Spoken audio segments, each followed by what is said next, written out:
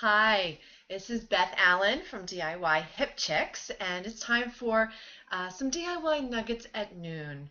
So today we're going to have just a little snack of nuggets. I wanted to just bring you some easy to implement DIY tricks that I got out of my last project, and it was a big one. I redid my entire bathroom. And some of you who have been following me either through Facebook or my newsletter have seen the dramatic transformation inside my master bathroom. So what I have done was gutted the whole room. We built a brand new shower. We took out a corner tub. So we did a full blown out undertaking, and it was a ton of work. It was weeks of work, but we saved easily $20,000 doing it ourselves.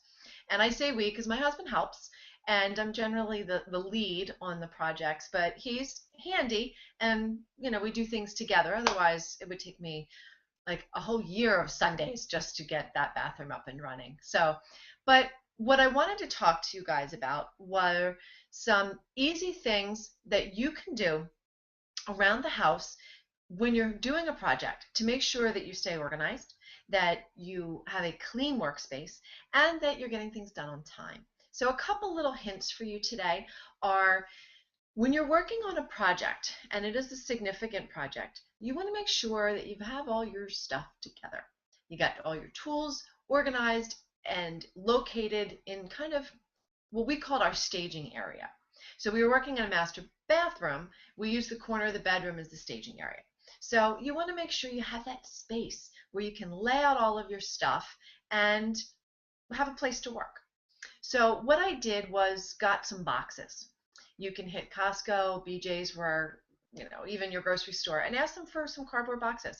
And you keep your plumbing supplies, electrical supplies, general tools, all in easy to access locations. This way, whenever you're working, things can get put back and you know where they are. So that's important as the staging area. The other really helpful tip is to make sure that you have all your safety gear ready before you get started. I decided in this project to solder pipes for the first time. And before I even began to solder the pipe, I grabbed a fire extinguisher. You know what? You can't be foolish. I made sure that before I fired up that little blowtorch that I had, fire extinguisher nearby. Just take the time, get the goggles, get the dust mask, anything you're going to need, have it on hand so that you can grab it and keep yourself safe. Another thing which is important, especially with a big project, is to have a receipt box. You go through a lot of Home Depot trips, you're running here, running there. It's easy to lose track of receipts. Now, if you pay by credit card, they can usually look you up. But if you pay cash, you need those receipts sometimes to make the returns. So have a place, whether it's an envelope, a box. I had a little decorative jar on the shelf in the bedroom, and I would just stuff receipts in there. So have a place to keep that so you can return those unused items and save money. Another thing that's really so fun in a renovation project is the before pictures. Don't forget your before pictures because you want to see how much hard work you put in at the end and then be like, oh my God, that place was so ugly, and really appreciate your new space. So let's move on to a couple tricks on keeping neat. Full renovations are messy. There's just no way around it. They're messy. So what we did was try to contain the dirt and dust. We kept the bedroom doors shut so that it was contained to the bedroom and the bathroom. We also tried to cover things with plastic when we could. You can also cover your return vents with some magnetized covers, or you can even just put plastic over them. Now, you don't want to leave that up there for weeks. You need your house to circulate. But while you're in the midst of all the dust and dirt flying around, cover them up, uncover them, at the end of the workday. Another thing is buy good trash bags. Sounds really elementary, but if you just use your regular household trash bag, not so good. You want to make sure you're buying contractor grade bags. We bought those giant 55-gallon drum bags, and they held tile and wood, and they didn't poke through. So when you're carrying it down your stairs, you're not leaving a trail like Hansel and Gretel right through the rest of your house. Or having the bags rip on the curb, and then it looks like crap in front of your house because you got all the dirt and debris at your curb.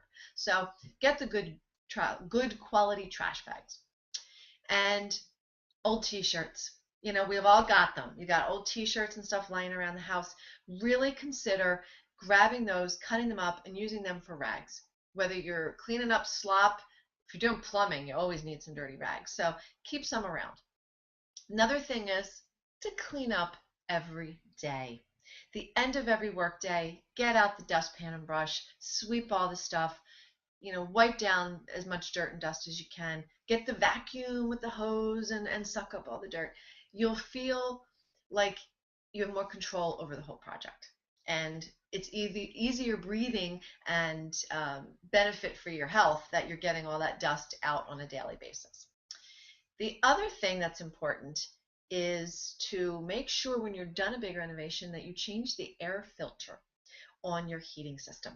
You may not think about that, but if you are doing a project, your HVAC is just sucking in all of that dust and it's hitting your filter. So make sure when you're done your project, you put on a new filter screen. That's if you have, central heating and air ductwork. If you've got baseboard heat, just get down there and suck all that dirt and dust out of those coils because that's important too. And lastly, a couple tips on keeping your project on time. Big projects can easily take 6 to 8 weeks. Ours took about 12. We had about 3 weeks where we didn't do anything. We were just waiting for tile shipment. Tile I fell in love with was on back order. It happens. But other little tips are when you're working, make sure you have 2 batteries. You want to make sure you've got, those drill packs and you've got all those power tools. Have 2 batteries. Have one in the charger at all times because inevitably you're working and it poops out.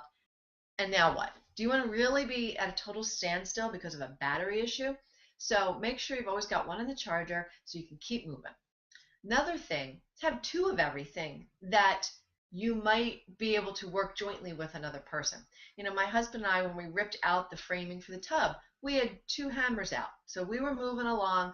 We each were able to pull and rip out all the framing to keep things moving and get done so much faster. And lastly, really good tip. If you're doing a project that you are going to be bringing in a professional, maybe you're doing part of the project and you're going to hire the electrician or the plumber to come and do his or her piece.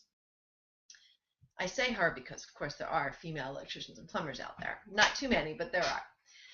What you want to do is, at the beginning of your project, you want to consult with 2 or 3 of them. Maybe you have the guy and, that's who you're going to use. But figure out who you're going to use and talk to them about the scope of the project, get the written estimate, understand the degree to which the project has to be done for them to do their piece so that you're on the same page, and then have a plan that, Joe, I'm going to need you about the 2nd week of April. So can you plan on some space for me? Can you kind of keep that in mind? Then you can call him on a Monday and say, Joe, I'm going to be ready Thursday. Can you get out here? Or maybe he'll say, I can't come till Friday. But if you don't even start to find that piece of that piece of the puzzle until you need them, it could be another week and a half before you can get them out. So take that little bit of time at the early stages of your project to line up those pros, give them the heads up, give them the scope of the project so they're ready to roll when you need them so that you can get it done faster. So just a quick heads up, I have a brand new website that just came out this week. I am so excited, really happy with the way it turned out. So please go and check it out. It's DIYHipChicks.com. And I would be thrilled to have you follow along. I have my newsletter there. I'm also do stuff on Facebook and Twitter, Pinterest, all of those things. And you can get access to all of that from the website. But thanks for tuning in, and I'm going to continue Nuggets at noontime, and actually working on some really other cool big projects, which can't tell you about yet. But thanks again for tuning in, and catch you next week. Bye.